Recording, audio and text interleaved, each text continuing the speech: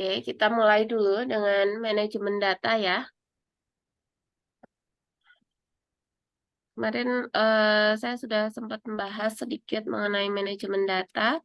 Ini hal yang akan kita bahas di manajemen data. Ada pendahuluan, itu intinya pentingnya manage data yang kita punya. Kemudian ada entry dan coding data.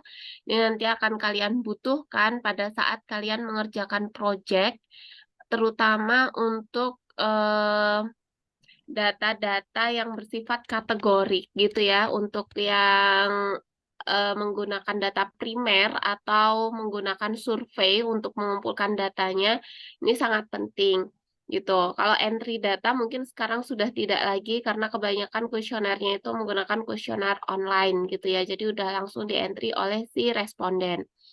Kemudian kita juga akan belajar mengenai bekerja dengan satu tabel data yang pada kenyataannya itu tuh sangat jarang terjadi gitu ya. Kita biasanya kalau di statistik, meskipun hanya sederhana, kita tuh bekerja dengan lebih dari satu tabel data yang nanti akan kita bahas di subbab selanjutnya. Lalu kita juga akan belajar mengenai anomali database. Nah, seperti yang sudah saya singgung kemarin gitu ya. Jadi manajemen data ini itu merupakan hal yang sangat penting gitu ya. Kalau di sini contohnya itu untuk instansi gitu ya, atau institusi yang besar gitu ya. Nah, untuk diri sendiri saja, seperti misalnya saya atau kalian gitu ya, ketika kalian itu menamai file-file kalian dengan kemarin saya contohkan misalnya data fix terbaru, data baru, seperti itu, maka pada saat kita mengolah data, itu tuh akan susah untuk men-trace mana nih yang merupakan data terakhir gitu. Apalagi kalau misalnya kalian bergabung di sebuah organisasi gitu ya. Di sebuah organisasi misalnya di BEM atau di Himpro gitu ya.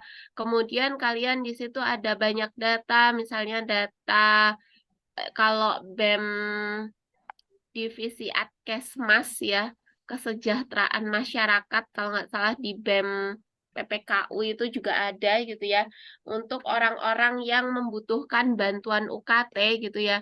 Bisa dibayangkan kalau misalnya filenya yang dibuka atau yang digunakan untuk mengambil keputusan itu adalah file yang bukan terupdate atau tidak up to date gitu ya. Berapa banyak misalnya ada satu nama saja yang tertinggal di situ gitu ya. Kalian bisa bayangkan berarti ada satu anak juga yang tidak dihubungkan untuk mendapatkan bantuan UKT kayak gitu. Jadi dalam lingkup yang kecil aja itu eh, efeknya sudah besar kalau misalnya kita tidak rapi dalam memanage data, apalagi dalam sebuah institusi, misalnya institusi seperti IPB gitu ya. Kalau misalnya kebetulan ada daftar penerima bantuan gitu ya, kemudian daftar mahasiswa yang layak menerima bantuan, kemudian data yang dibuka bukan data yang terupdate atau cara menamai datanya itu berantakan gitu ya, sehingga itu akan sangat berpengaruh terhadap keputusan atau kebijakan yang diambil, yang itu akan berpengaruh terhadap kemaslahatan hidup orang banyak gitu ya,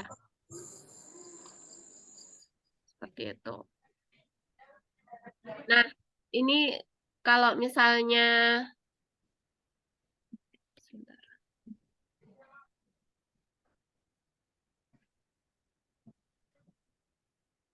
Nah, ini itu harus yang mungkin kalau misalnya UAS itu tuh dari slide-slide ya kalian ininya sama dari pemahaman.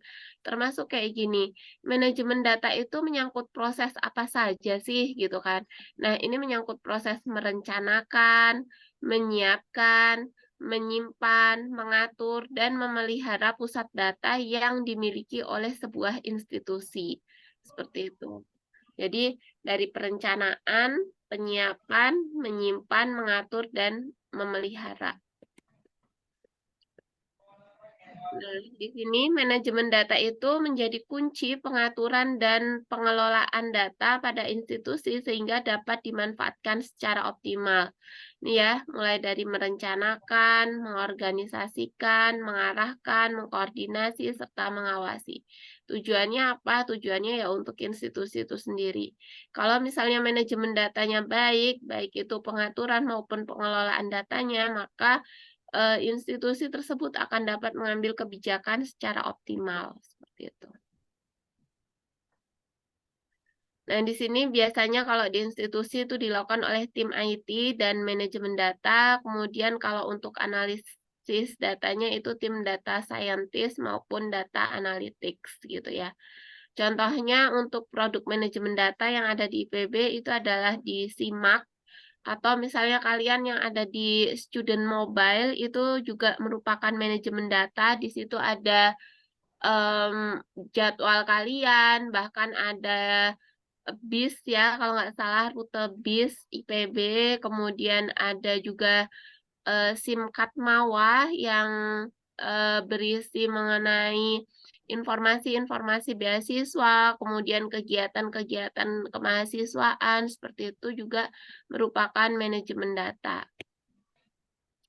Nah, di sini manajemen data yang efektif itu dapat meningkatkan efisiensi pekerjaan dan dapat memberikan informasi yang dibutuhkan secara cepat untuk membantu proses perancangan dan pengambilan keputusan.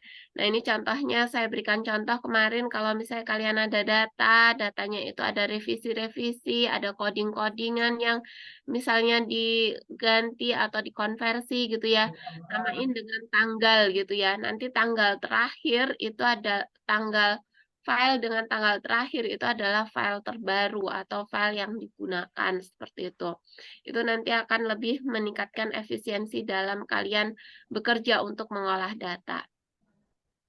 Nah, di sini pentingnya manajemen data itu untuk meningkatkan produktivitas, nggak bingung-bingung nyari data terbarunya tuh yang mana.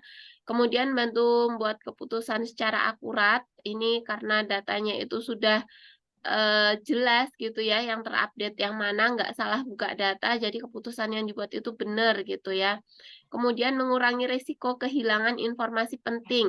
Nah, ini nanti kalau misalnya pas ngerjain project, itu jangan sampai disimpannya di satu folder yang ada di laptop temennya, satu orang saja, tapi disimpan di G Drive, sehingga semua anggota kelompoknya itu bisa mengakses seperti itu. Dan yang mengakses juga jangan sampai diklik delete ya gitu. Karena saya pernah nih mengalami hal seperti itu, bekerja dalam tim gitu ya, kemudian ada yang mungkin nggak sengaja gitu ya, mendelete hal yang penting di situ gitu. Untungnya ada yang nge-backup waktu itu ya, ada yang sudah download semuanya terus disimpan di local drive-nya. Kalau misalnya enggak kan berarti ke-delete di G Drive, ya udah ke-delete di eh, laptop yang ini gitu.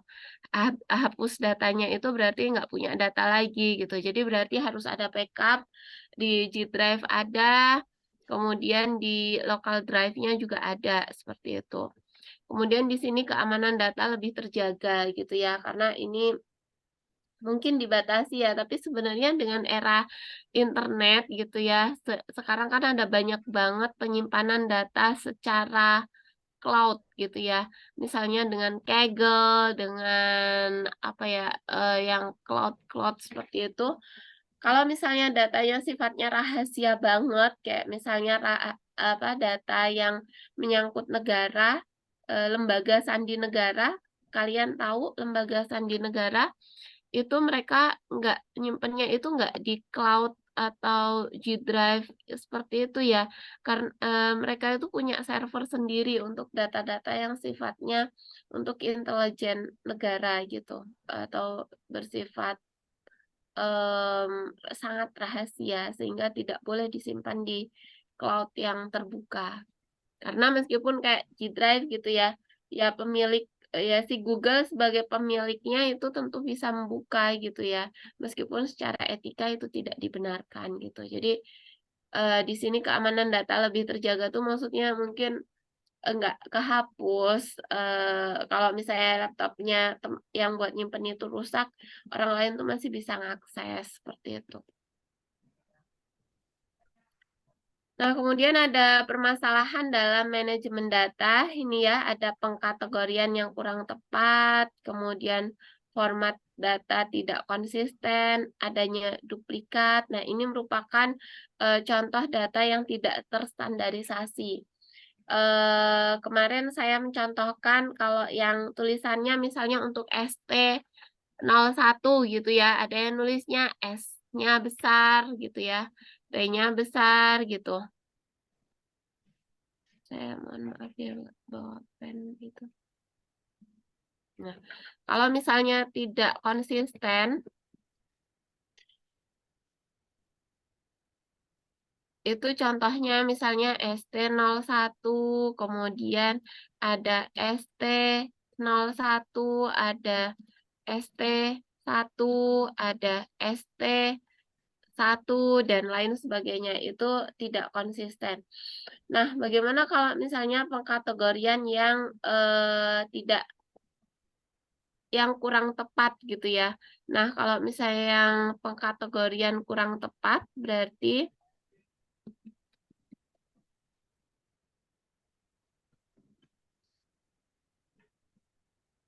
misalnya pada saat ada survei ini pada saat ada survei, ada pretest, ada post-test di situ ya. Kemarin yang saya sampaikan ke kalian itu ada survei mengenai program untuk pencegahan pernikahan dini misalnya. Nah, sebelum diadakan program itu, si siswa-siswa SMP itu diberikan pretest dulu. Nah, di situ salah satu pertanyaannya itu ada berapa penghasilan dari orang tua kalian gitu ya. Nah, pada saat di post-test juga sama. Ada pertanyaan berapa penghasilan orang tua kalian. Nah, ada beberapa anak itu yang menjawab tidak konsisten gitu ya. Tidak konsisten itu misalnya di pretest itu ya, di pretest itu dia menjawabnya itu penghasilannya kurang dari 500.000 gitu. Tapi pada saat di post-test itu menjawabnya dia antara 500 sampai 500.000 sampai dengan kurang dari 1 juta gitu. Nah, bagaimana si ini tahu si pengumpul data tahu atau si surveyor itu tahu mana yang benar mana yang salah gitu ya. Ini kan nggak konsisten. Nah, kalau memang ada kenyataannya itu si penghasilannya itu kurang dari 500.000, tapi digolongkan ke dalam 500.000 sampai dengan 1 juta, maka pengkategorian yang dilakukan itu kurang tepat gitu. Bagaimana baiknya? Baiknya adalah menanyakan ke si responden atau ke siswa tadi, berapa sebenarnya penghasilan orang tuanya, apakah yang kurang dari 500.000 atau yang 500.000 sampai dengan 1 juta, seperti itu. Kemudian di sini adanya duplikat. Adanya duplikat itu contohnya ini ya. Contohnya kalian pernah kan ngisi kuesioner gitu ya, ngisi kuesioner, terus ragu-ragu adanya duplikat gitu ya. Adanya duplikat tuh contohnya mengisi kuesioner kepuasan pengunjung klinik IPB misalnya. Nah, di situ kalian tuh udah ngejawab gitu, udah ngisi, sudah mengisi, tetapi lupa jawabannya gitu. Jawabannya akhirnya mengisi kembali gitu. Nah, sehingga yang masuk ke sistem itu ada 2 kali isian dari orang yang sama. Ada 2 kali data masuk dari 2 orang yang sama. Nah, ini sama halnya ketika nanti dosen itu mengumpulkan ini ya, nilai antar teman untuk project. Project itu nanti akan dinilai oleh dosen dan juga oleh teman satu kelompoknya gitu. Nah, karena tidak boleh di-record di email gitu ya, tidak boleh di-record di email, tidak boleh diedit seperti itu. Ada anak yang dia itu menilai itu sebanyak 2 kali pakai email yang berbeda gitu. Pakai email yang berbeda. Kenapa? Karena dia ragu. Tadi dia menilai teman yang satunya itu apa ya? Seingat dia tuh nggak sesuai gitu. Atau misalnya dia berubah pikiran gitu. Seperti itu. Jadi ada 2 data yang masuk dari satu orang. Nah, itu namanya duplikasi data atau adanya duplikat. Seperti itu. Jadi itu bentuk yang tidak terstandarisasi. Seperti itu. Nah, kalau misalnya ada seperti ini, itu akan mempersulit dan memperlambat proses pencarian data. Karena apa? Datanya harus di cleaning terlebih dahulu, kayak gitu. Nah, sebaiknya kalau misalnya pas membuat rencana manajemen data, itu sudah dibuat secara detail lebih awal gitu ya. Ini kok nggak bisa saya hapus.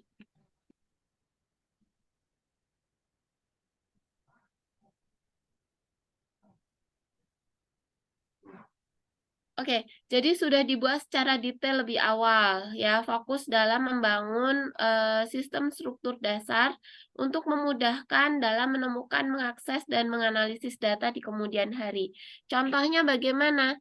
Contohnya kalau misalnya kita pas membuat pertanyaan tentang kelas, ya jangan dibuat dalam bentuk pertanyaan terbuka. Jangan membiarkan si responden itu ngisi sendiri, nulis sendiri. Kita sudah melitkan, berarti jenis pertanyaan di dalam G-form-nya itu adalah pertanyaan misalnya multiple choice, drop down gitu ya. Seperti itu. Sama halnya untuk yang lainnya gitu ya. Kemudian di sini yang kedua, itu masalah yang dihadapi selain struktur data tidak terstandarisasi adalah adanya entry data yang tidak akurat dan terpercaya serta inkonsisten. Nah, ini tadi inkonsisten ya kayak gini.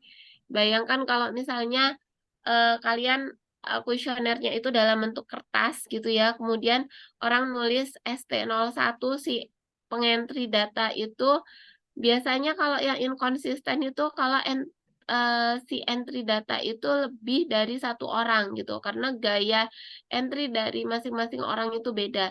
Nah, ini bisa bahaya kalau misalnya kita tidak menyiapkan alat yang meminimalisir untuk melakukan kesalahan tersebut gitu. Nah, di sini itu untuk menanganinya adalah dengan otomatisasi, yaitu penggantian tenaga manusia dengan tenaga mesin yang secara otomatis melakukan dan mengatur pekerjaan sehingga tidak memerlukan pengawasan manusia. Seperti itu ya. Ada pertanyaan nggak sampai sini? Belum ada ya, kita lanjut dulu. Lalu yang lain, masalah yang lain adalah data tersimpan dalam sumber yang berbeda.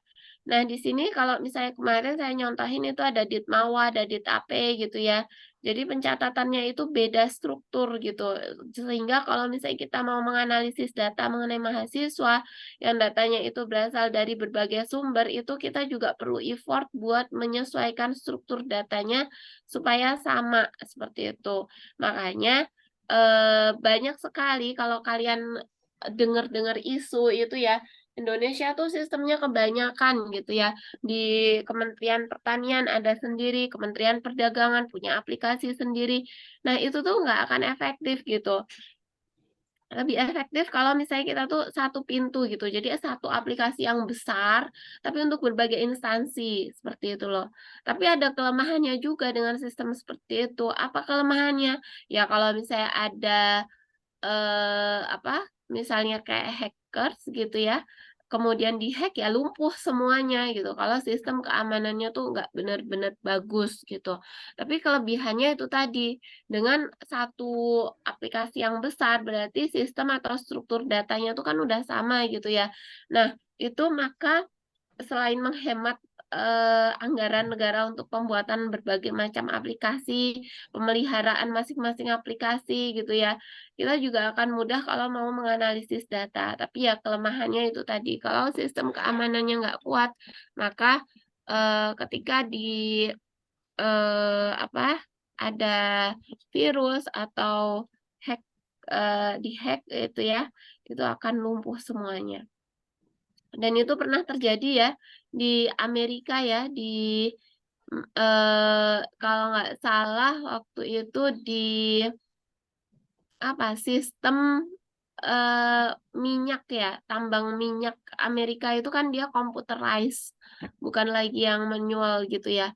Dan itu tuh produksinya lumpuh gitu karena sistemnya itu berhenti karena pada saat itu dihack kayak gitu.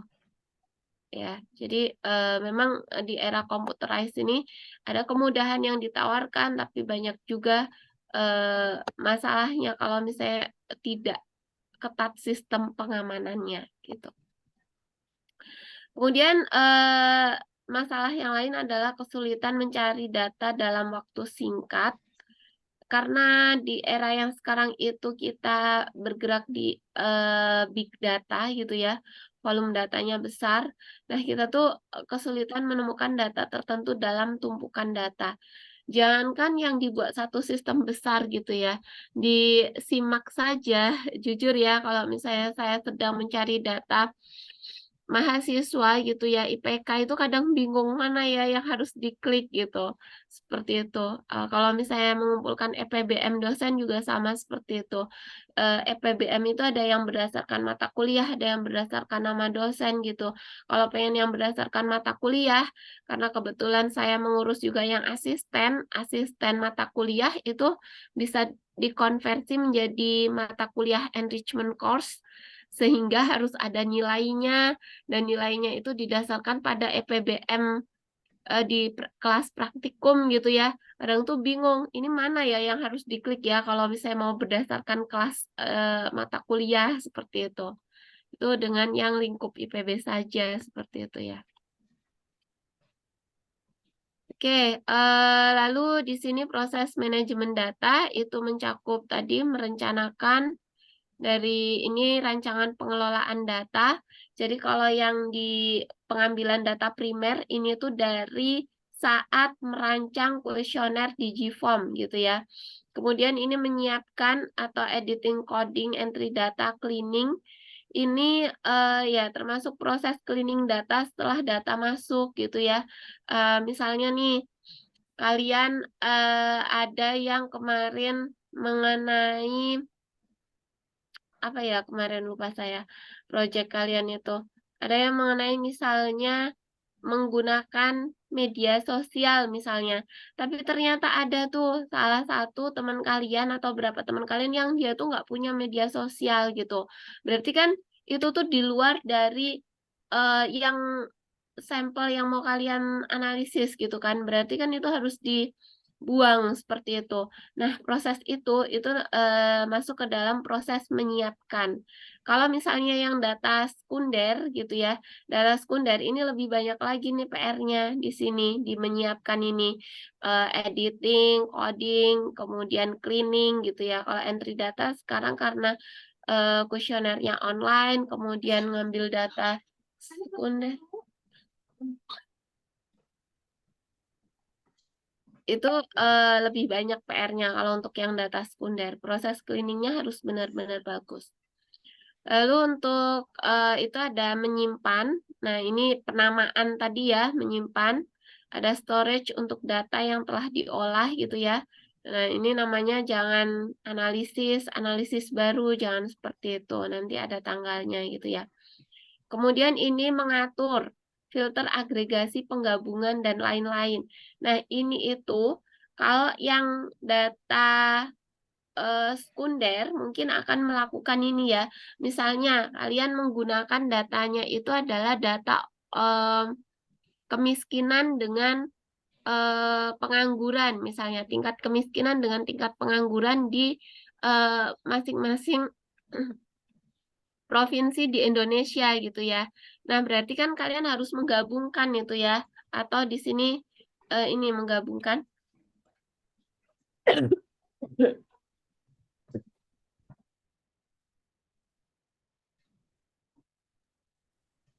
Menggabungkan data tingkat kemiskinan dengan tingkat pengangguran, di mana kalau di BPS itu sumbernya berbeda atau downloadnya itu beda file dia. Kemudian ada pemeliharaan, ini perawatan secara berkala untuk menjaga kualitas dan keamanan data, gitu ya. Nah, ini kalau dalam lingkup kecil mungkin nggak perlu dilakukan gitu. Nah, ini contohnya untuk entry dan coding gitu ya. Ini misalnya nanti kalian ada jawaban yang seperti saya contohkan kemarin ya. Misalnya EPBM itu kan ada sangat puas, puas, tidak puas, sangat tidak puas gitu ya. Nah, nanti entry codingnya itu bukan yang sangat puas, puas gitu bukan, tapi 1, 2, 3, 4. Karena dosen nerima EPBM-nya itu dalam bentuk nanti rata-ratanya 3,8, 3,7 seperti itu. Jadi rata-rata dari jawaban yang diberikan oleh si mahasiswa. Di proses penyiapan nanti, kemudian ini proses entry gitu ya. Ini jangan bingung ya kalau seperti ini data percobaan mungkin nanti skripsi kalian itu mungkin akan bentuknya seperti ini. Ini tuh misalnya di sini operator, di sini mesin, di sini ulangan gitu ya. Berarti ini operator 1, mesin ke 1. Berarti kita operator 1, mesin ke 1, ulangan ke 1 itu 109. Kemudian ini ulangannya cuma ada 2, 1, 2. Mesin operator 1, mesin ke 1, ulangan 2. Mesin operator 1, mesin 1, ulangan 2, 110. Kalau di sini bacanya operator kedua, mesin ke 1, ulangan 1. Operator kedua, mesin ke 1, ulangan ke 1. Seperti itu. Di sini juga misalnya yang ini berarti operator ketiga, mesin keempat gitu. Ini enggak susah ya. Mesin keempat ada di bawah banget soalnya. Ini ya, mesin ke ini misalnya yang di sini. Mesin ke ini operator kedua, mesin keempat, ulangan ke 1.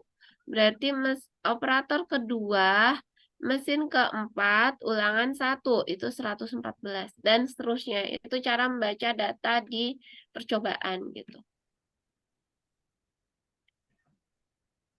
Nah, ini kalau misalnya banyak ya, ini samalah bacanya seperti tadi ya.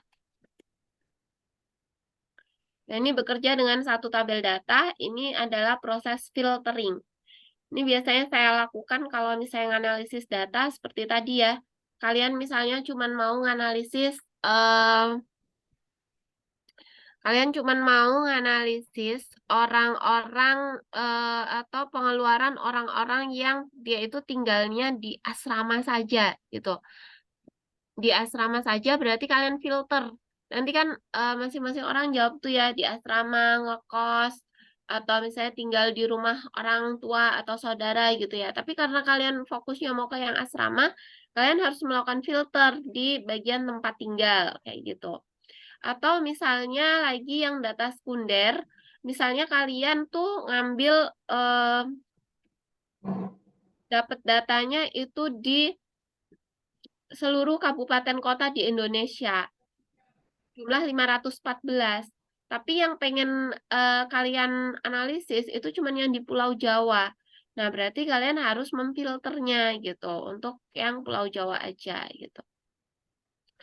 Nah, apa sih proses filter itu? Filter data itu adalah proses memilih sebagian kecil dari kumpulan data dan menggunakan bagian tersebut untuk mengeksplorasi atau menganalisis pola data. Jadi ingat ya tadi.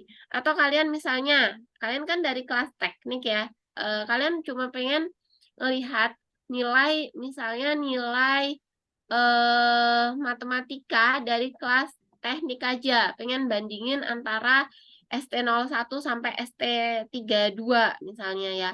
Nah, jadi kalau misalnya dia dari SS, itu kalian nggak pakai yang SS, cuma yang ST aja gitu.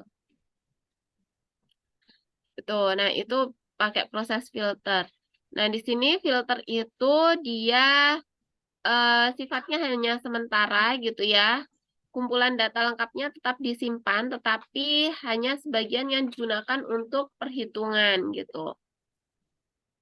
Nah, ini untuk melihat hasil untuk jangka waktu tertentu, hitung hasil untuk kelompok atau grup data tertentu gitu ya. Kalau tadi saya ngomongin STSS, kemudian ngomongin untuk Pulau Jawa aja, itu berarti masuknya ke kelompok atau grup data tertentu. Kemarin ada yang ingin membandingkan misalnya apa ya, yang di kelas satunya kalau nggak salah. Dia ingin membandingkan jumlah investor setelah COVID-19. Nah, berarti dia harus memfilter masa waktu pada saat COVID-19 dan setelah COVID-19. Itu untuk jangka waktu.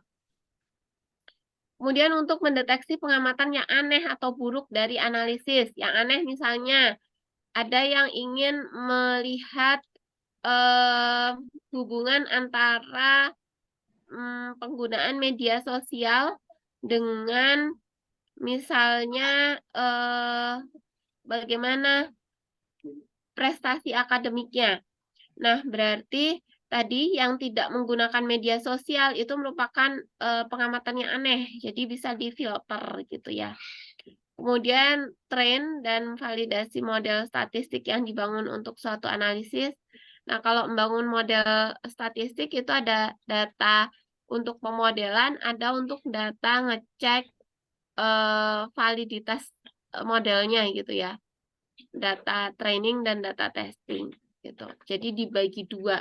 Biasanya kalau regresi misalnya ya, itu ada 80% data awal itu untuk data model, kemudian 20% data akhir itu untuk data testing. Nah, ini ada banyak alasan mengapa memfilter data, kemudian di big data itu banyak dilakukan gitu ya.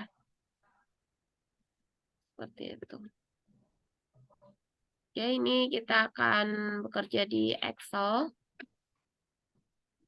Kalian boleh buka Excel kalian. Sudah dibuka Excelnya? Sudah, Bu. Sudah. Oke, kita klik yang di label ya. Ini saya namakan label. Yang nomor, NIM, fakultas. Di situ namanya label. Klik yang sort and filter ini, kemudian filter. Nah, nanti akan muncul nih segitiga kayak gini di kotak-kotaknya. Ya. Nah, kalian dari fakultas apa ini? Dari Papet dan Epic, Bu. Papet dan FPIK ya. Misalnya, kita ingin memfilter dari Papet dan FPIK saja. Nah, ini kan fakultasnya tuh ada dari A sampai H gitu ya. Kalau Papet dan FPIK berarti dari, ini cara menghilangkannya. Kalau memfilter ya, ini kan klik semua ya. Ini diklik sebelah sininya. Nah, dia tidak ada yang terpilih. Ups. Kelihatan nggak? Lalu klik untuk milih Ya. filter Ada sih, ya? C dan D. Ada.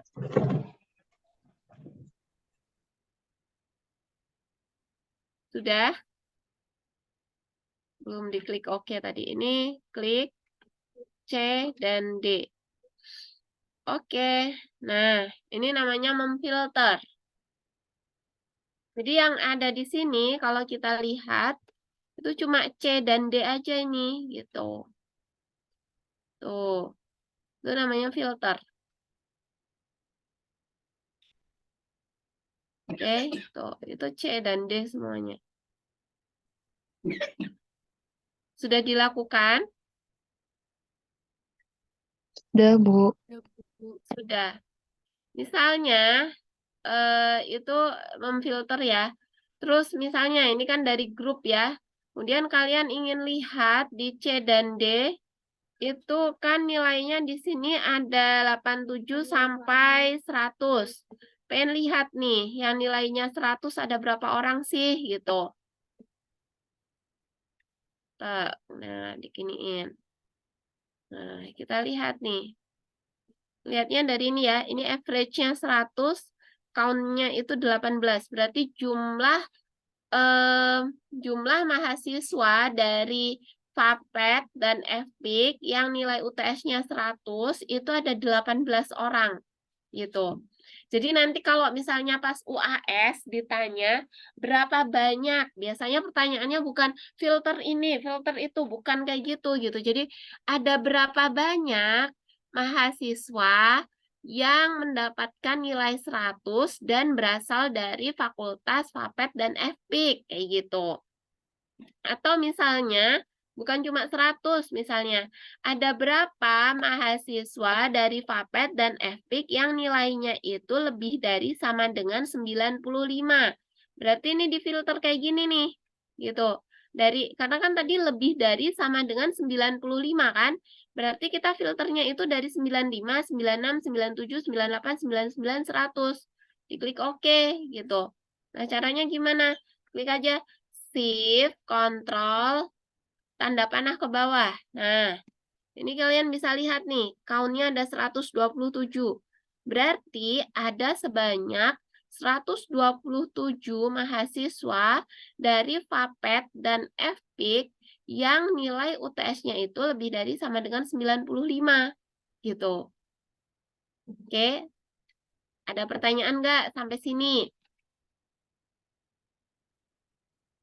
Coba sekarang, saya ingin kalian melakukan ada berapa, nih saya tulis ya.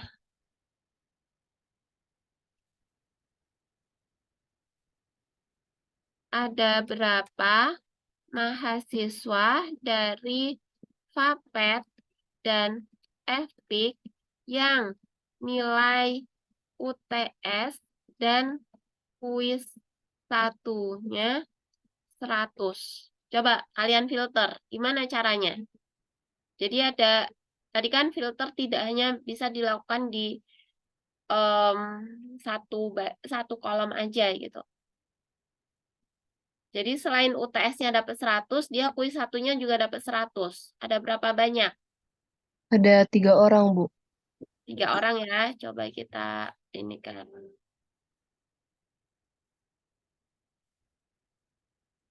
UTS-nya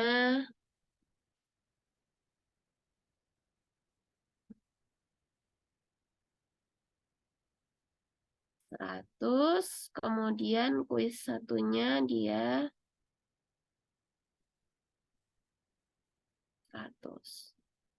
Oke, nah ya betul 3 orang gitu ya. Sudah bisa ya sekarang filter ya. Nah, coba sekarang dari yang ST. Oke, ada berapa? Ada berapa mahasiswa dari kelas ST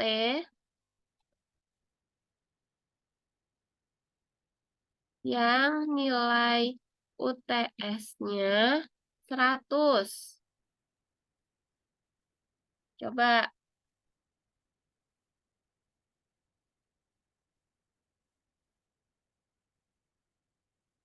dihilangin dulu ya, ini di select all. Atau kalau misalnya mau ngilangin filter semuanya tuh kayak gini. Kalian kan tadi mencet ini ya, di labelnya itu diklik, kemudian filternya dibatalkan. Nah, itu akan muncul semua. Lalu, kalau mau lagi, karena tadi udah terlalu banyak filternya, difilter lagi kayak gini. Kita milih kelas ST. Nah, di sini kan ada ya. Berarti yang diklik yang ST aja. Yang SS-nya kita unchecklist.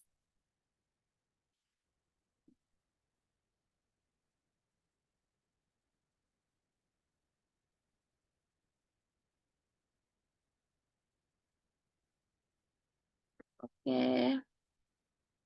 Nah, ini udah ST semua. Lalu kita mau yang UTS-nya itu 100 gitu kan. Oke, nah ada berapa ya ini ya? Ada berapa ini?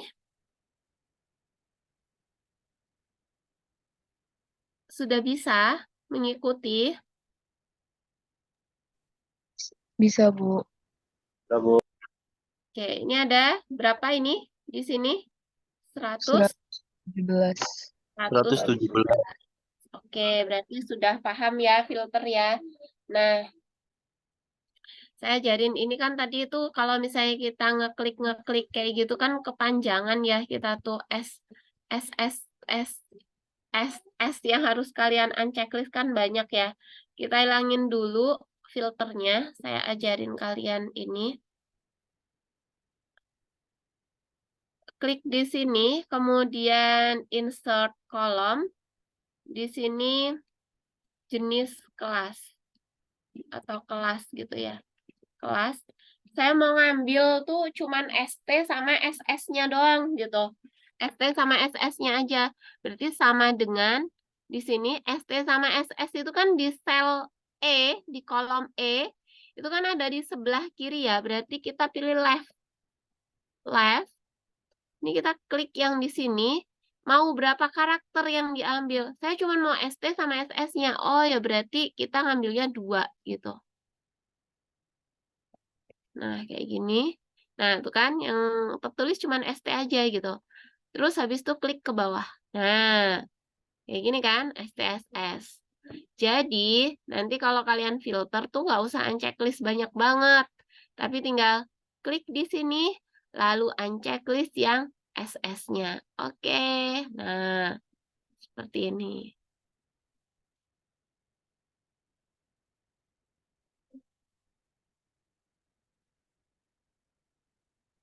Nah, kayak gitu. Ini rumusnya left.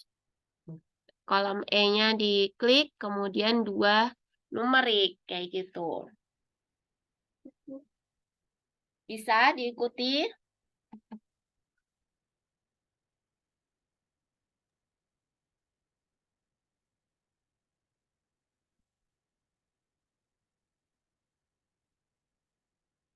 Bisa diikuti? Bisa, Bu. Bisa ya. Oke. Kalau udah, kita udah lulus tuh berarti filtering.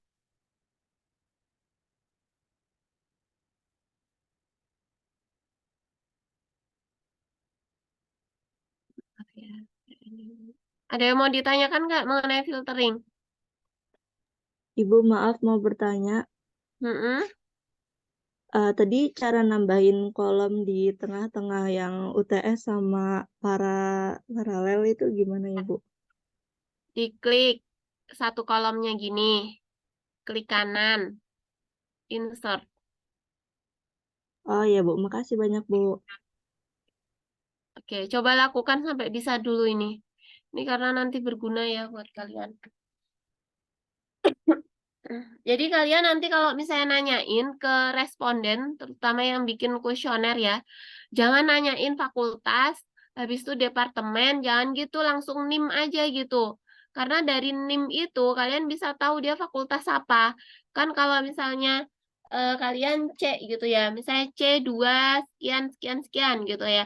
Berarti itu kan bisa tahu nama fakultasnya, tinggal diambil aja left dari NIM itu satu karakter gitu, kayak gitu udah ketahuan tuh. Departemen juga bisa, nggak usah nanya nanya fakultas sama departemen, nggak usah, karena C1 itu udah jelas apa, C2 itu udah jelas apa, kayak gitu kan.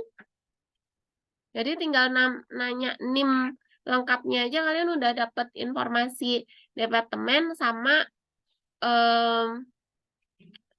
sama fakultas. Kalau yang mau nggak cuma angkatan 60 juga nggak usah nanyain gitu. Karena dari NIM itu udah tahu juga itu tuh angkatan berapa, kayak gitu loh. Ya kan? Oke, bisa diikuti. Ibu maaf mau nanya, Ya, untuk yang tadi kelas itu bisa jadi 2 huruf doang, rumusnya gimana ya, Bu? ini left, klik di sininya, titik 2. Jadi ini tuh kita ngambil dari E34, ini kan kebetulan baris ke-34 kolom E gitu ya. Itu 2 karakter di sebelah kiri gitu. Kayak gitu maksudnya. Kebaca kan ya, Raina?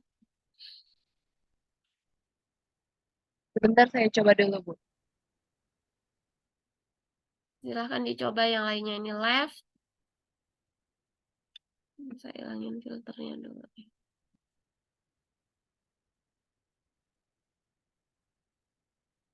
Ini ya, left. Gini ya, ini saya hapus dulu nih, saya ulang lagi. Sama dengan left. Sebelah kiri, klik di sini. Klik 2, kita mau ambil 2 karakter aja. Tutup kurung. Udah kan? Satu aja yang dikituin. Klik yang di pojokan ini 2 kali.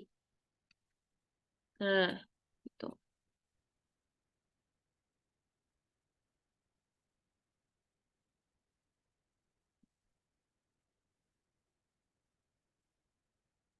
Bisa?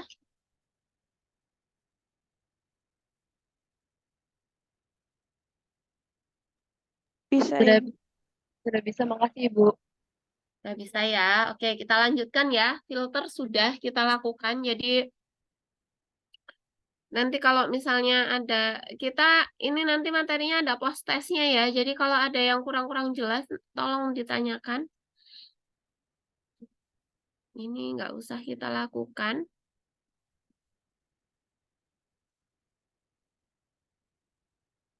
Hmm.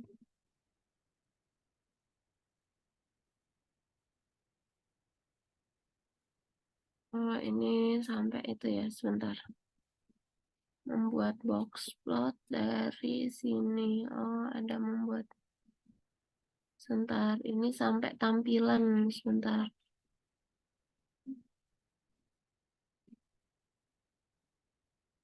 Gua kok ubah.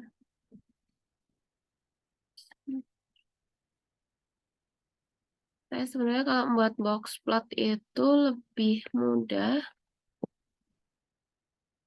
Lebih cepat.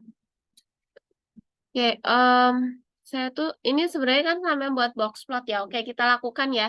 Di sini tadi kan kalian sudah ini ya, kita mau membandingkan nilai UTS kelas ST dan kelas SS.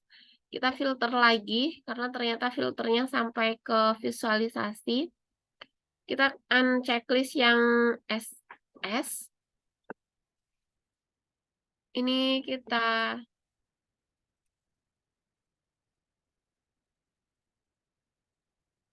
sort, kemudian recommended charts. Bisa ngikutin nggak? Kecepatan nggak sayanya?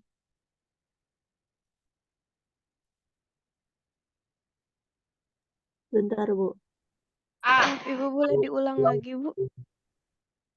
Ini di filter ya, kelasnya cuma milih yang ST saja. Kemudian klik insert. Kemudian klik recommended charts. All chart. Box and whisker. Bisa ngikutin?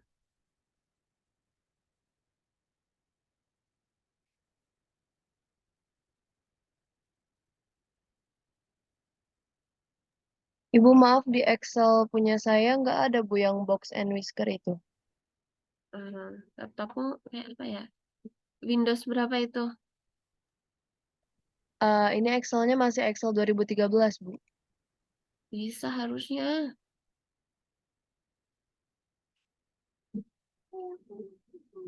Coba kamu share screen. Coba Raina share screen, Raina. Oke, sebentar Bu.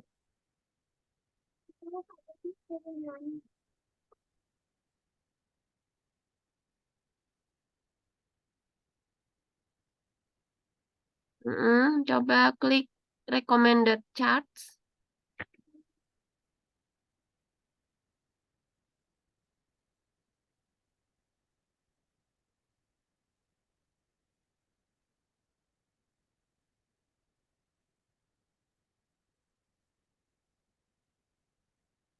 Nggak ada Bu yang kayak di Ibu itu.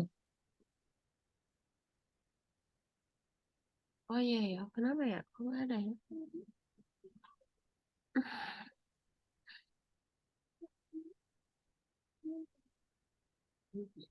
Coba Raina search dulu deh apa membuat box plot di Excel 2013 gitu. Oke, Bu. Soalnya saya nggak ini. Harusnya ada sih kalau 2013. Punya saya Ya, juga. oke, coba di-search dulu ya, Bu. Mm-mm. Nanti apa pertemuan lain kalau itu di ini. Oke, boleh share screen Raina. Oke, makasih, Bu. Sama-sama. Nah, saya tuh sebenarnya kalau bikin yang plot-plot gitu lebih suka yang pakai pivot ya, gitu. Kalau yang filter tuh cuma buat nyari kayak ada berapa orang sih yang nilainya 100 gitu. Ada berapa orang yang dari ST, ada berapa orang yang dari fakultas C dan D yang kuisnya dapat 100, kuis 2-nya UTS-nya dapat 100, kayak gitu tuh enak pakai filter.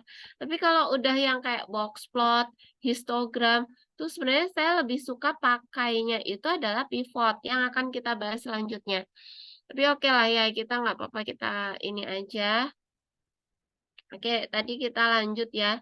Ini tuh recommended charts. Ini bisa satu gini. Kalian bisa kan ngeklik gini tanpa digeret gitu udah bisa ya? Udah bisa belum? Belum. Diklik di yang paling atas. Klik di keyboardnya Shift, Control, terus tanda panah yang ke bawah. Nah, gitu. Akan muncul seperti ini. Terus, udah bisa. Shift, Control, terus panah yang ke bawah. Kan ada panah kiri, kanan, atas. Terus itu yang ke bawah. Sudah bisa, Bu. Udah ya. Terus recommended charts, all charts, terus box and whisker. Oke. Nah, ini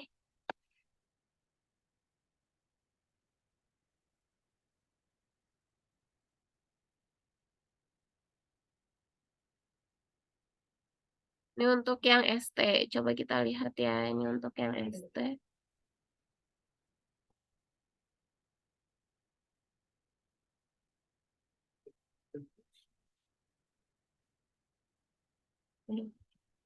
Bentar, saya mau filter yang ini, yang SS saya. Nah, ini bentuk yang ST ya. Oke, kita tandain dulu. Kemudian di sini klik yang unchecklist yang ST, kita mau yang SS. Oke. Kok belum muncul ya? Error loading. Oke. Nah, ini Shift Control Enter ke bawah. Sebentar.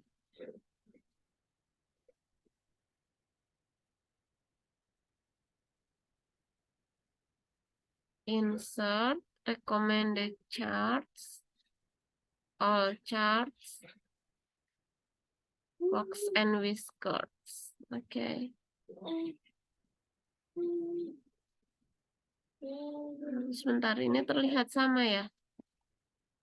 Bentar deh, saya nyocokin dulu. Saya bikin yang itu dulu aja ya.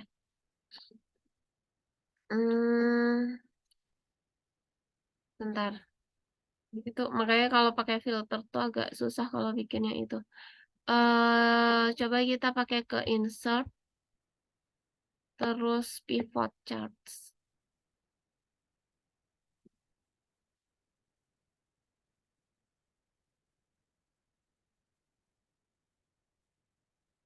Atau kalau misalnya itu tuh gini ya, ini kan ini tadi oke saya nyontain yang benar dulu.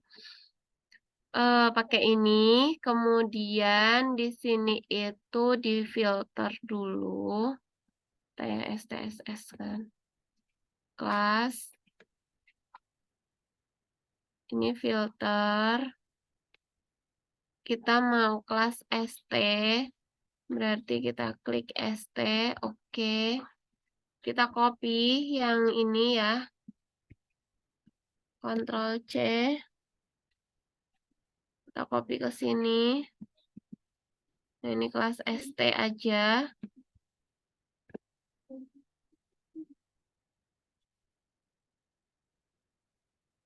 Ini copy ininya. Seperti ini. Di copy. Bisa nggak kalian ngelakuin? Jadi di copy dulu gitu. Nggak langsung. Karena kalau langsung di blok kayak gitu tuh yang ke apa? Yang kebuat di box plotnya itu adalah semua datanya gitu. Kita ulang ya. Filter. SS sama ST. Kemudian ini di yang paling atas. Kiri paling atas. Di klik Shift, Control, kanan, tanda Mas panah Ibu, ke kanan, ya. terlambat saya. Ketinggalan Oh, oke. dari yang dipindah ke sheet 2. Oke, kita ulang lagi ya. Ini Ctrl A, delete. Oke, yang ST dulu. ST filter. Filter yang ST sudah. Ya, sudah. Oke, diklik yang kiri ya. Atau ke yang atas ini boleh. Yang nomor 1 itu, yang ada tulisan nomor. Shift, Control, panah ke kanan, terus panah ke bawah. Ctrl C. Sudah. Shift, Control, panah ke kanan, panah ke bawah. Jangan dilepas shift kontrolnya. Ya, sudah. CTRL-nya. Sudah di Ctrl C. CTRL C sudah. Sudah. Pindah ke sheet 2. Ya, Letak sudah. yang sebelah kiri. Ctrl V. Ya, CTRL sudah. V. Sudah jadi seperti ini. Sudah. Sudah, berarti ini filter ST, oke? Kasih namanya ST. Ya, sudah, Bu. Sudah, setelah itu kita lakukan hal yang sama untuk yang SS. Oh, berarti ini. Oke. Di sini lagi, nomor, shift, kontrol, tanda panah ke kanan, tanda panah ke bawah, kontrol C. Ditaruh di sheet yang baru. Kontrol V. Ini SS. Oke, kayak gini ya. Lalu, di sini saya mau yang, misalnya untuk UTS, kuis 1, kuis 2, kuis 3. Ini di yang UTS, shift, kontrol, ke kanan, ke bawah. Insert, recommended charts, all charts. Pilih yang box and whiskers. Oke. Nah, jadinya seperti ini.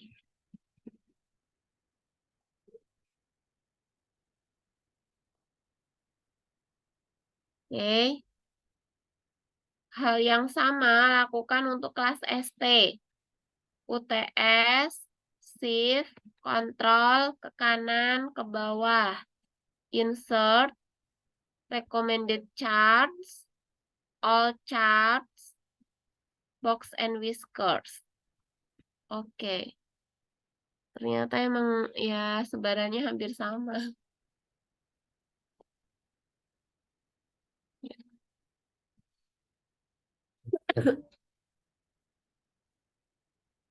Sudah? Sudah bisa belum? Ada yang tertinggal? Sudah, Bu. Sudah. Oke, itu aja sih yang pengen ditunjukin. Nanti lebih mudah kalau pakai pivot ya. Oke, kita kembali ke slide. Kalau histogram mungkin yang tadi Raina bisa pakai histogram Raina. Jadi kalau ini kan box whiskers ya. Misalnya UTS gitu ya. UTS di sini insert recommended charts, all charts, terus ada ini histogram, nah bisa dipilih. Oke, nah kayak gini.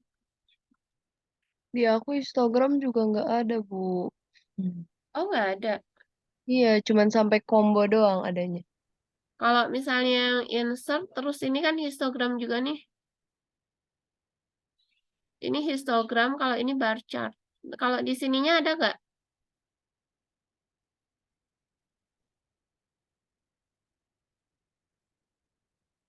Kayak gini. Sama, Bu, nggak ada juga. Nggak ada juga. Jangan-jangan punya kamu yang crack kan? Microsoft-nya yang asli yang paling crack. Kurang Kamu tahu. kalau misalnya itu bawa ke student center ada ya? Ya kan IPB punya lisensi ya Microsoft ya. Oh iya. Kalau itu bawa ke student center ya.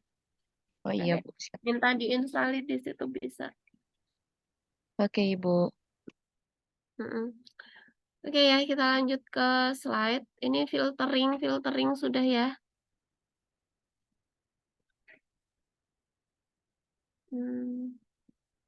Nah ya, ini multiple filters tadi beberapa yang difilter gitu ya. Nah ini hasil yang diperoleh, ini filtering. Ini tadi membuat histogram dari filtering data. Ini membuat box plot dari filtering data, itu udah kita lakukan. Lalu kita bekerja dengan satu tabel data. Ini agregasi data.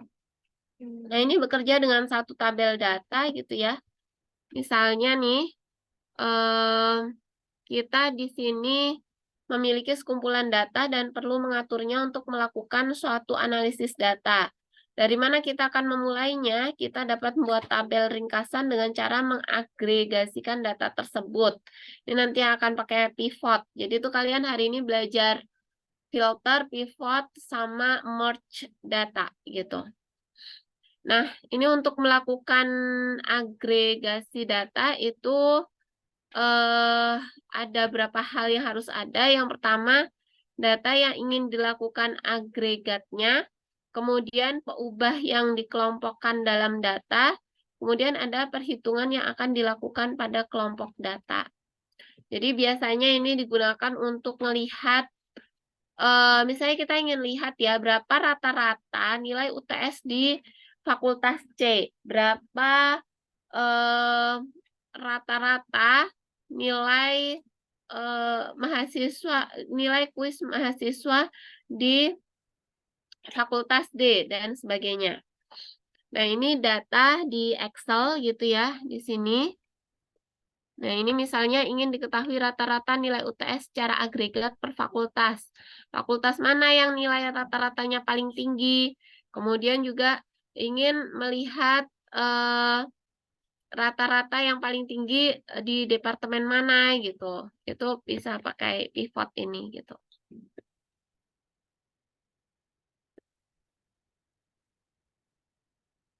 Oke, kita akan lakukan.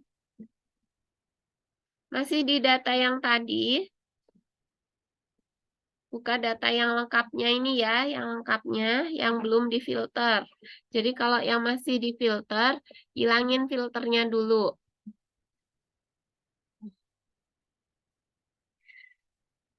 Nah, hilangin filternya. Sudah. Diblok dulu datanya, shift, control, panah kanan, panah bawah. Kemudian klik insert, klik pivot table. Kemudian klik from table or range. Nah, nanti akan muncul seperti ini. Kalau kita klik new worksheet, nanti diklik OK gitu ya. Nah, jadinya tuh di sini. Di sini kita misalnya mau tahu rata-rata nilai UTS tertinggi itu ada di fakultas mana gitu ya. Nah, kita Kalian udah belum? Udah sampai sini belum kalian? Belum, Ibu. Maaf, Ibu. Maaf Ibu kecepatan. Ya.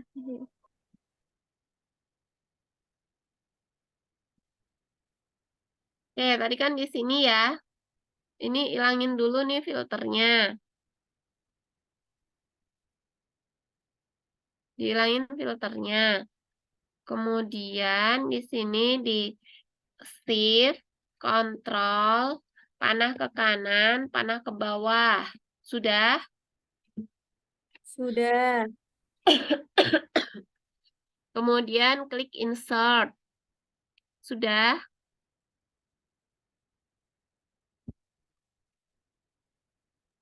Sudah, Bu. Sudah, klik pivot table di pojok kiri atas. Sudah? Pilih yang from table or range. Sudah?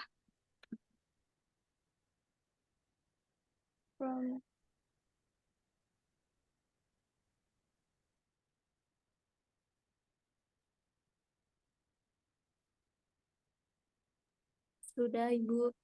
Sudah? Klik 2 kali gini. Nah, sudah? Sudah. Muncul kayak gini. Klik yang new worksheet dulu. Saya ngajarin kalian yang new worksheet, diklik OK. Muncul seperti ini. Tidak bisa. Hah? Nggak bisa, Bu. Nggak bisa Bu, saya juga. Kenapa kok nggak bisa? Apa, Bu? Data Iya, Bu, nggak bisa. not valid, Ibu. Coba kalian itu. Coba kalian yang share screen coba. Coba yang share screen salah satu yang nggak bisa.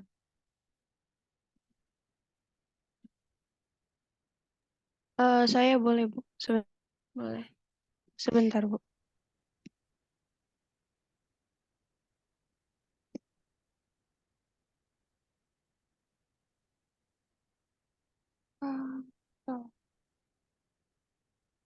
Iya kan kamu belum ngeklik yang itu doang. Kamu cuma ngekliknya yang di nomor aja. Klik di situ. Di bagian mana ya Bu? Enggak, itu yang aktif itu nomormu aja itu yang A1 itu. Coba klik di Oh. salain dulu. Salain dulu, diklik 2 kali. Gimana? Kok kayak gitu Bentar ya? Ibu, kayaknya agak error gitu. Tutup dulu create pivot table-nya, tutup dulu. Nggak bisa karena yang kamu mau pivot kayak terbaca cuma satu sel aja gitu. Ilangin dulu filternya. Filternya Oh. diilangin. Home. Di filternya di Iya, di unfilter dulu. nggak bisa ya Bu, di unfilternya.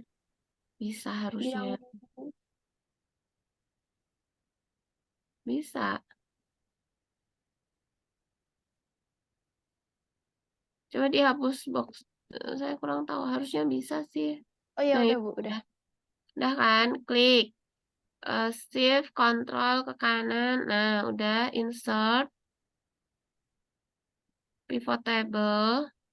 Nah, lihat deh di yang sebentar jangan di. Nah, bisa kan muncul?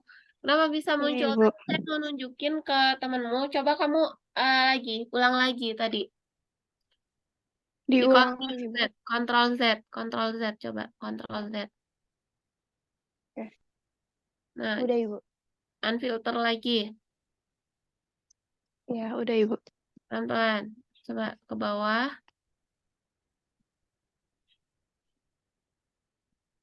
Insert, terus pivot table. Pelan-pelan. Nah, coba lihat di select a table or range.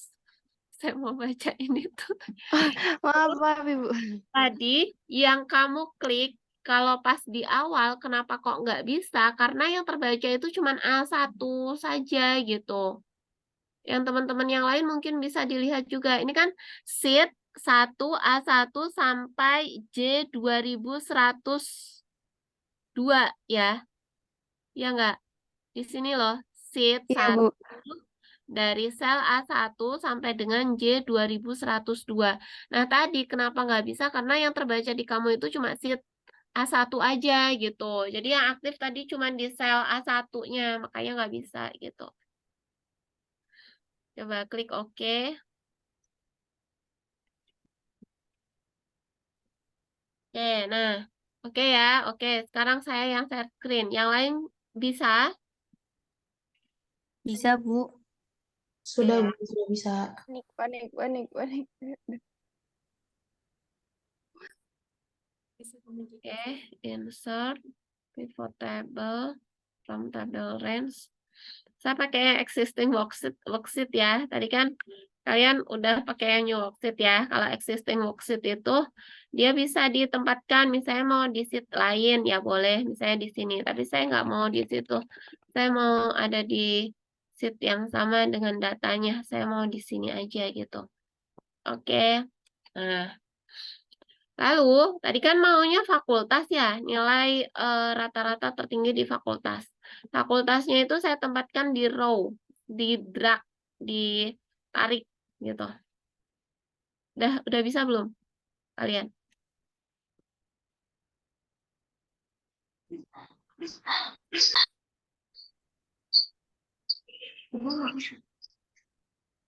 Udah bisa belum? Ditarik.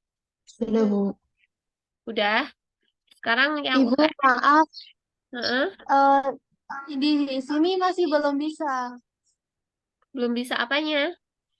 Belum bisa sampai ke pivot table fields itu. Jadi masih Coba tidak Kayla bisa. tayangin. Coba Kayla tayangin. Share screen coba, guys.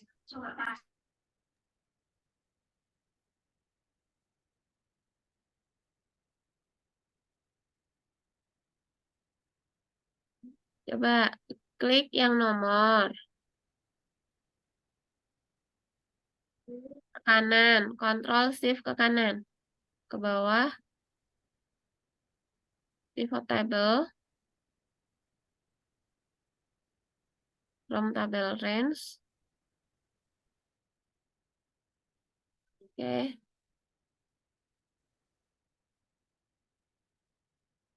Loh, kenapa ya?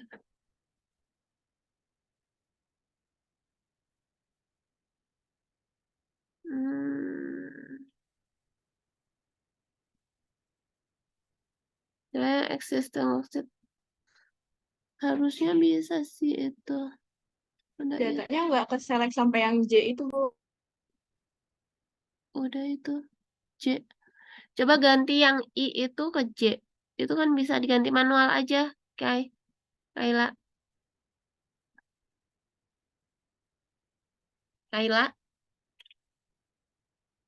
Coba klik yang ada di tabel orange itu. Ya. Oh iya. Kasih. Ya, kasih.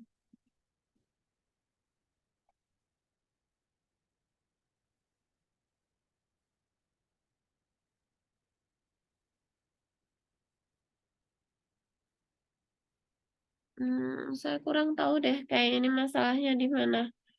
Harusnya bisa.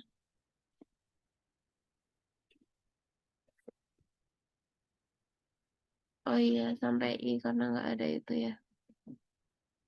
Harusnya bisa, tapi...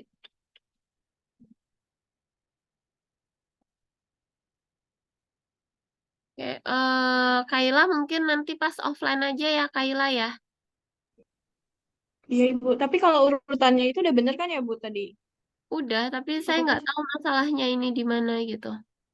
Itu di samping dolar itu kalau di laptop sini tuh nggak ada I, J-nya. iya bukan J. Jadi Nggak apa-apa di sih, sini itu karena dia nggak ada kelasnya. Jadi kolomnya cuma sampai I. Jadi itu bukan iya. masalah. Mungkin kita itu dulu ya, Kayla ya. Iya, Ibu. Mungkin di sini ada Makasih, Bu. beberapa Excel-nya yang emang bermasalah ya. Nanti bisa dicek-cekin dulu nih. Oke, boleh share screen Kayla. Oke. Tadi sudah sampai sini ya. Nanti mungkin yang kalau udah dibenerin, kalian bisa juga pakai ini ya. Kayak ini fakultas, terus habis itu UTS-nya kita taruh di value. Seperti ini. Sudah. Jadi ini fakultas di rows, UTS di sini. Udah. Sudah, Bu. Nah, tadi ini kan sum ya. Sum of UTS.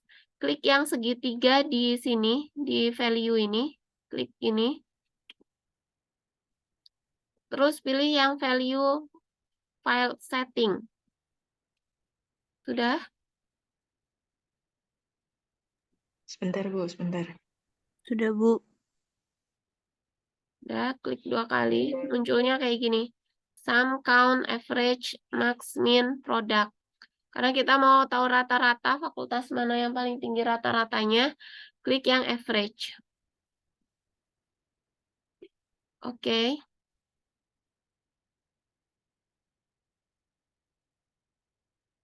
Oke. Nah, ini adalah rata-rata. Kira-kira dari sini, rata-rata mana yang paling tinggi? Fakultas apa yang rata-rata yang paling tinggi? Fakultas A, Bu. A. Yang Abu. A, Bu, A. A. Oke. Sekarang kalau kita, ini kan fakultas ya. Saya maunya bukan fakultas, Bu. Saya maunya departemen. Fakultasnya di unchecklist. Masukkan departemen ke rows. Ini ya, kayak gini. Ini kan kalian susah ya bacanya ya. Mana ya yang paling tinggi ya? Gitu ya. Nah, biasanya saya copy di sininya. Copy. Karena kalau terlalu banyak kayak gini susah bacanya. Ctrl C. Pilih ke sheet yang baru. Paste angkanya. Ini misalnya saya kasih nama departemen.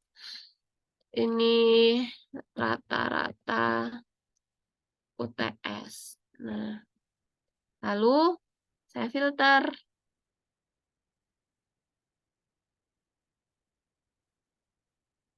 Udah bisa ngikutin belum?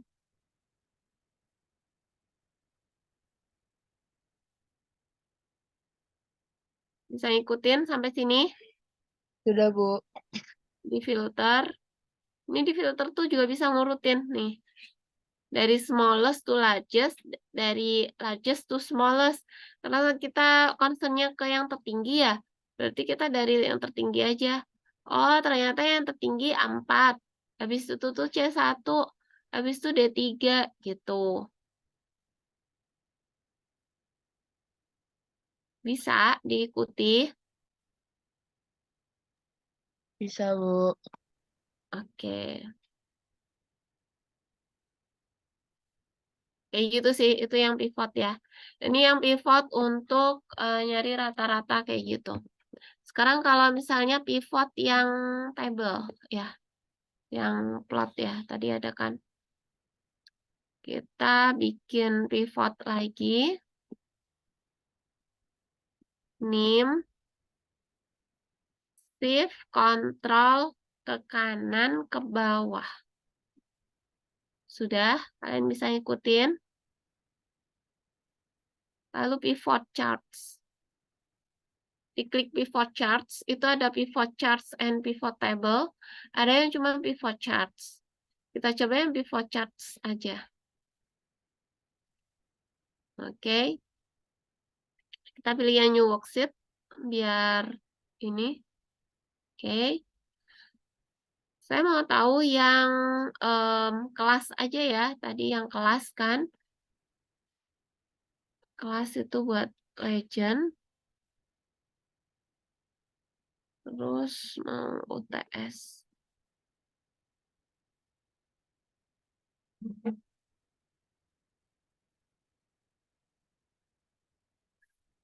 Ini UTS itu saya maunya rata-rata karena saya mau bandingin rata-rata yang ST dan SS.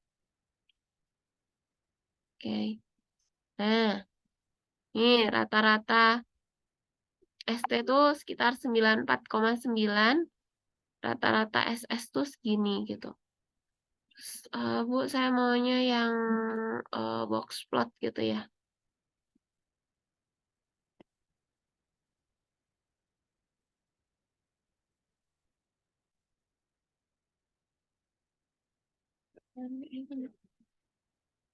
Udah bisa bikin seperti ini?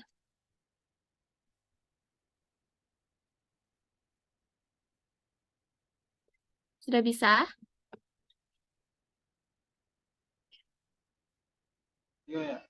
Bisa. Oke. Ya, nanti boleh ya ini yang kelas misalnya diganti. Jadi apa? Misalnya ini mau fakultas. Nah, kayak gini. Gitu. Oke.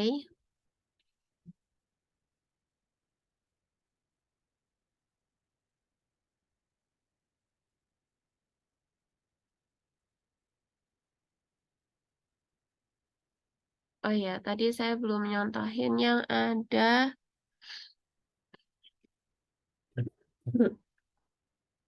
dua tabel ya. Kita balik lagi ke yang tadi. Ini kan tadi cuma satu ya dari departemen aja.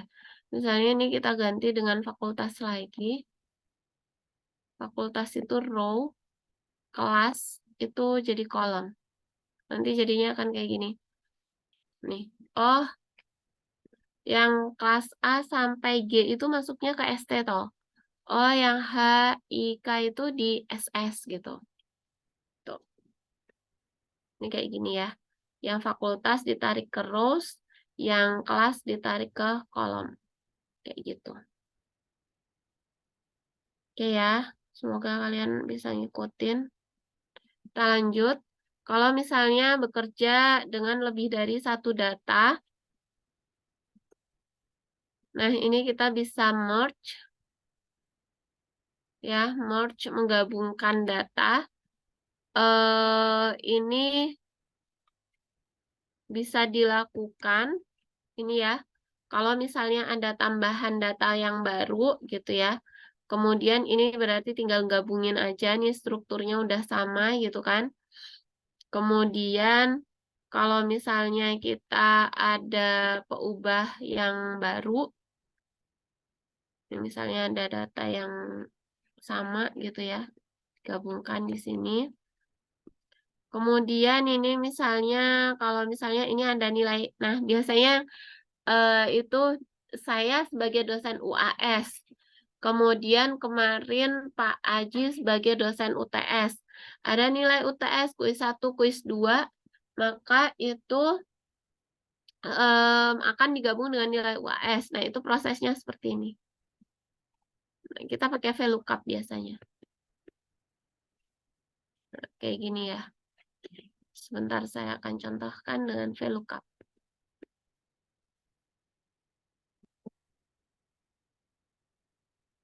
Ya, sampai sini dulu.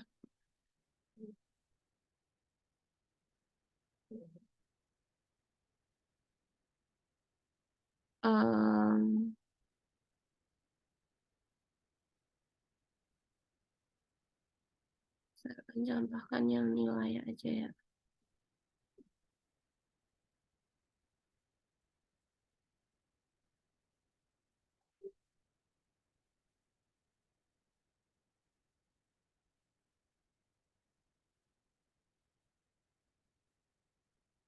Oke, ini misalnya untuk ya, misalnya saya pecah dulu nih.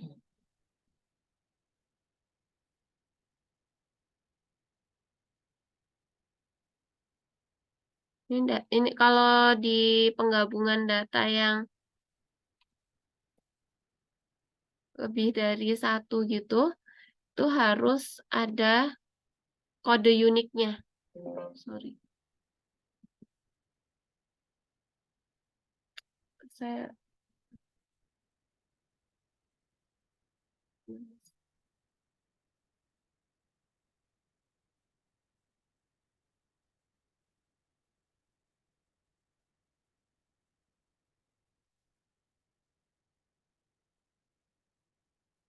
ini misalnya terpisah gitu ya di sini.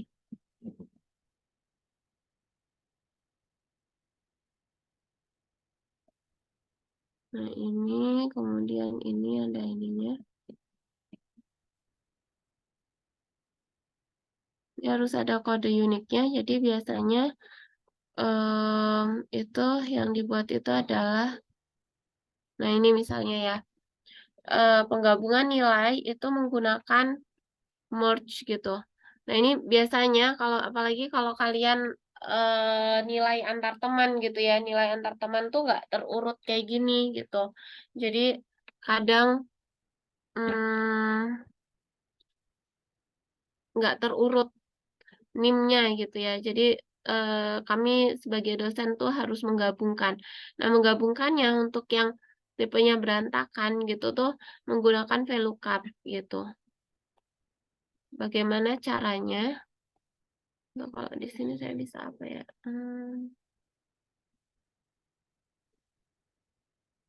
Ini misalnya STSS, sebentar ya, saya contohkan ini dulu. Nanti saya kirimkan datanya. Oke, data itu tidak tersaring nih. Sini saya mau data remove duplicate, mana remove duplicate? Remove duplicate.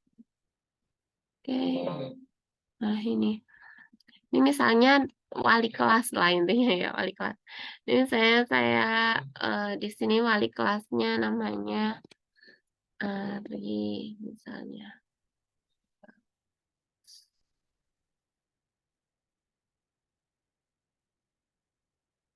Wali misalnya dosen apa ya, kalau kalian tuh dosen konselor gitu ya. Terus di sini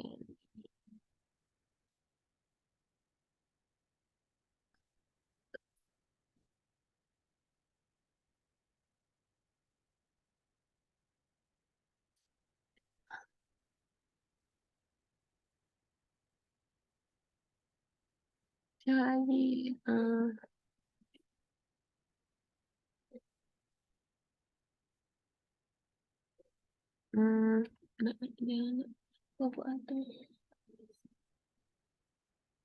Siapa lagi ya?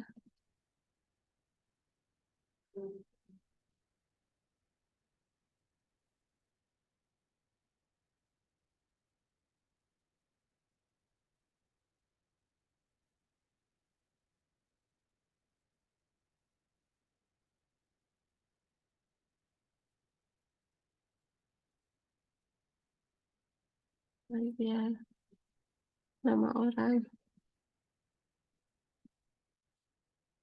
Nah, misalnya kayak gini ya. Ini saya kirim ke kalian, tolong copy. Walas misalnya ya. Kelas.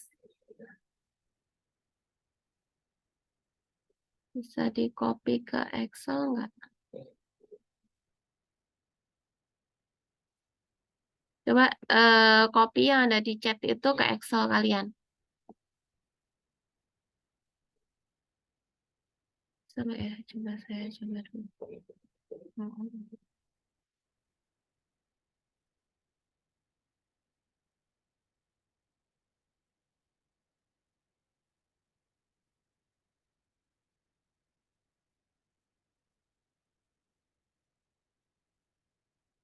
Bisa kok, harusnya bisa. Oke, sudah di copy? Sudah di copy belum?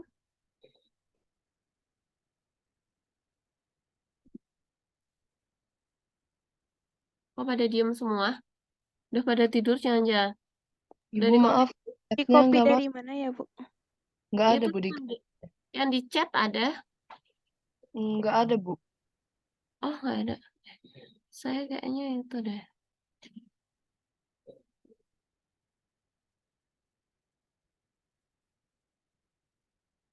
Udah ada belum sekarang?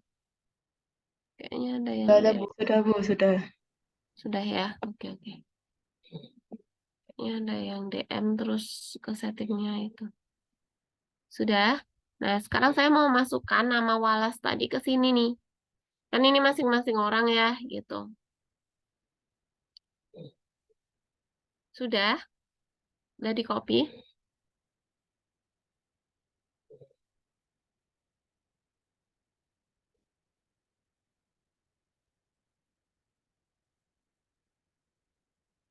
Sudah di copy belum?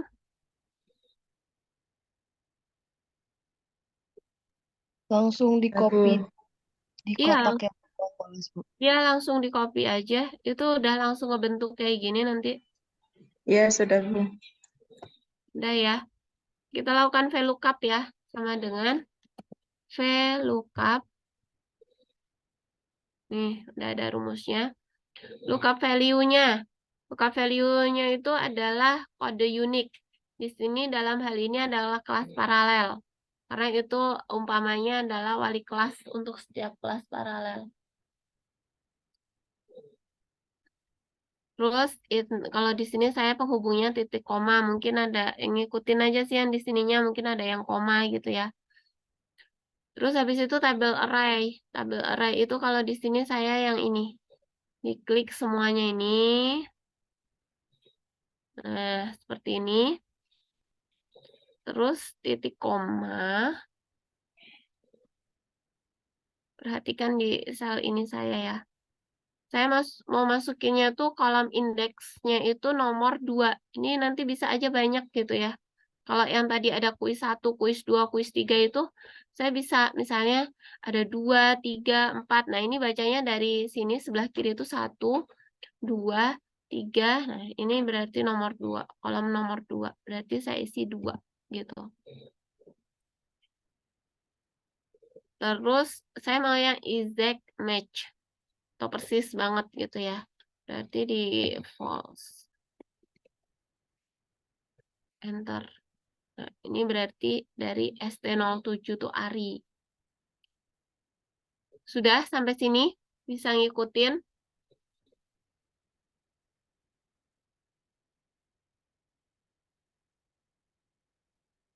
Bisa ngikutin? Ibu Bentar, maaf, Ibu. boleh lagi nggak, Bu? Kenapa? Boleh diulang lagi nggak, Bu? Soalnya saya ketinggalan. Ini aja kamu lihat yang ininya bisa nggak? Jadi kan, oke. Tadi kan sama dengan VLOOKUP. Klik kode uniknya. Kode unik dalam hal ini karena tadi paralel, wali kelas per masing-masing paralel. Klik yang kode unik paralel karena dia merupakan kode unik di sini. Titik koma. Kalau di saya titik koma, klik yang ini di blok semuanya. Terus titik koma, saya mengambil kolom kedua. Terus false karena mau ngambil yang persis. Udah?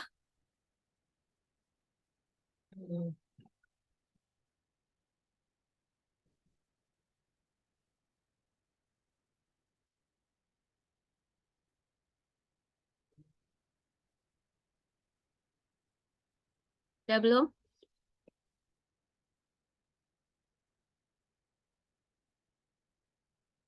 Ada yang sudah bisa mengikuti? Saya sudah bisa. Nggak bisa ya. Habis itu, untuk narik ke bawah, itu nggak bisa langsung tarik ke bawah. Ini di blok yang sheet ini. Nih, yang ini, lihat ya. Yang di sini, yang tabel array tadi. Kalau di laptop saya untuk ngunci itu klik F4. Nah, seperti ini. Jadi nanti ada tanda dolar di ini di tengah-tengah tambahannya itu. Itu gunanya buat ngunci.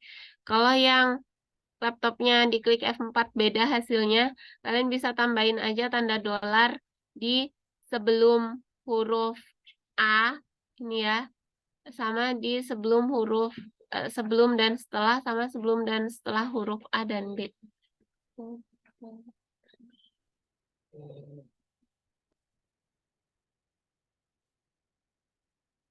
Sudah?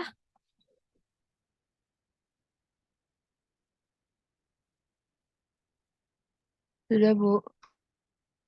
Nah, nah ini diklik 2 kali tak. Nah, gitu. Langsung. Ini udah dijamin pasti. Ini ya, bagus. Dia ST09, benar nggak? Coba kita lihat. ST09. ST09 mana? Ah, ya, ternyata bagus gitu. Udah sih kayak gitu pivot. Intinya pivot tuh mau ini data. Nah, kalau di kalian mungkin yang sekunder ya, data sekunder mau menggabungkan gitu. Provinsi misalnya, tadi data kemiskinan dengan data pengangguran, jadi nggak harus satu-satu diurutin, mana nih Jawa Barat, mana nih ini. Tapi pakai VLOOKUP ini gitu. Apalagi datanya mungkin nggak cuma tingkat kemiskinan, tingkat pengangguran, tapi ada juga UMR, ada juga IPM gitu. Oke, kita lanjut ya. Nah, kemarin yang terakhir itu ada anomali database. Oke, kemarin kita sudah belajar anomali itu berarti keanehan pada data gitu ya. Ada anomali penyisipan, peremajaan, sama penghapusan gitu. Kalau misalnya anomali ke ini data simak gitu ya. Terus anomali penyisipan itu kalau misalnya terjadi pada saat penambahan hendak dilakukan, ternyata ada elemen data yang masih kosong. Dan elemen data tersebut justru menjadi kunci gitu. Jadi ini tuh nambahin data, tapi ternyata hal yang krusialnya yaitu NIM sama nama mahasiswanya tuh nggak ada gitu. Terus ada anomali peremajaan. Anomali peremajaan itu terjadi apabila ada perubahan pada sejumlah data yang mubazir pada suatu tabel, tetapi tidak seluruhnya diubah. Nah, ini itu bisa terjadi jika terjadi redundansi data dan pembaruan parsial. Dengan kata lain, pembaruan database yang benar membutuhkan tindakan lain seperti penambahan, penghapusan, atau keduanya. Nah, ini contohnya di sini ya. Di sini itu ada mikroekonomi, terus ada teori mikroekonomi 1, ada teori mikroekonomi. Nah, di sini jadi mungkin ini tuh ada perbedaan nama. Misalnya contohnya di kurikulum 2020 dengan kurikulum 2014. Di kurikulum 2014 namanya itu mikroekonomi. Tapi pada saat di kurikulum 2020 namanya itu jadi teori mikroekonomi 1 misalnya. Nah, itu berarti kalau misalnya ada kayak gini nih berarti ada dugaan anomali peremajaan gitu. Nah, ini tidak akan terjadi kalau kita itu pakai VLOOKUP tadi gitu. Karena kita bisa men-trace langsung gitu. Seperti itu sih. Jadi bukan dengan cara replace gitu loh. Kalau terus yang terakhir itu adalah anomali penghapusan. Anomali penghapusan itu terjadi apabila suatu baris yang tidak terpakai dihapus dan sebagai akibatnya ada data lainnya yang hilang gitu.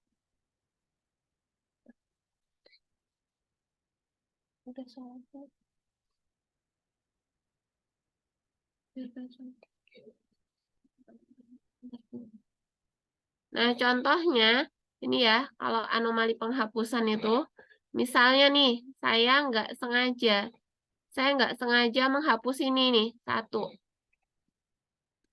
satu baris nih saya hapus. Di sini saya kira-kira nih, langsung error gitu. Itu namanya anomali penghapusan tuh kayak gitu. Nih, NA gitu. Kayak gitu. Oke, sampai sini ada yang mau ditanyain nggak?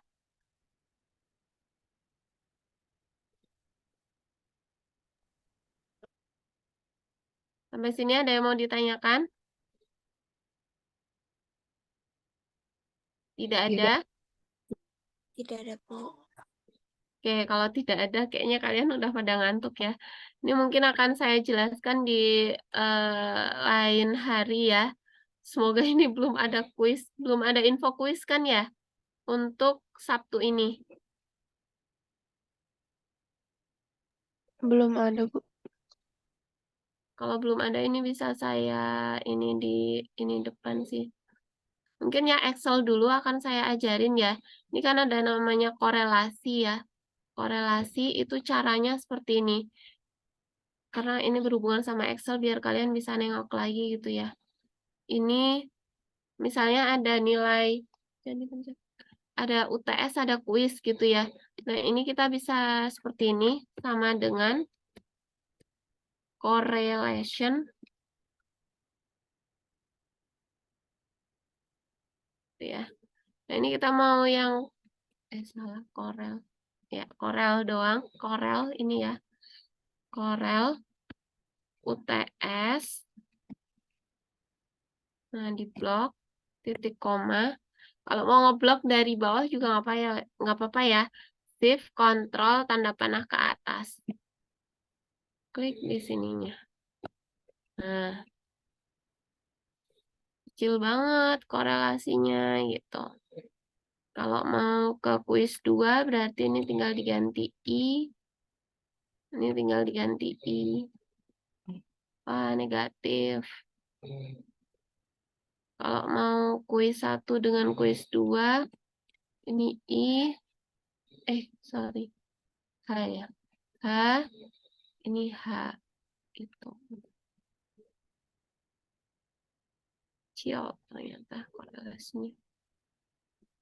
Sudah? Tinggal ngikutin aja lah ya. Nanti Excel-nya saya berikan ke kalian. Atau kemarin saya minta data analisis kan? Nah, data analisis. Kemudian di sini correlation.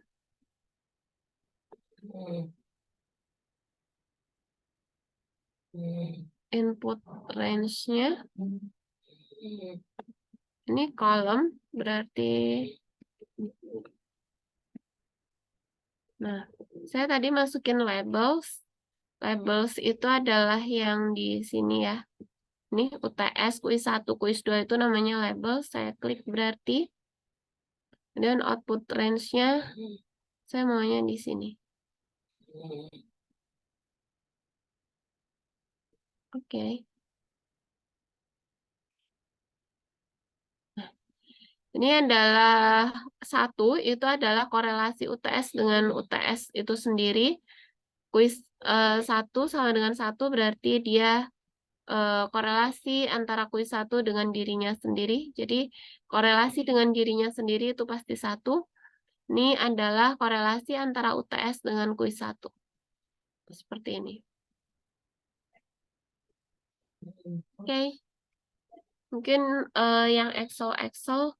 Oh ya, kalau misalnya korelasi itu berhubungan dengan scatter plot ya. Sehingga untuk meyakinkan kita juga bisa nih bikin scatter plot antara UTS dengan kuis 1. Insert scatter plot. Ternyata kayak gini bentukannya. Makanya dia hampir dekat ke 0 korelasinya ya. Gitu. Oke. Ada yang mau ditanyakan sampai sini?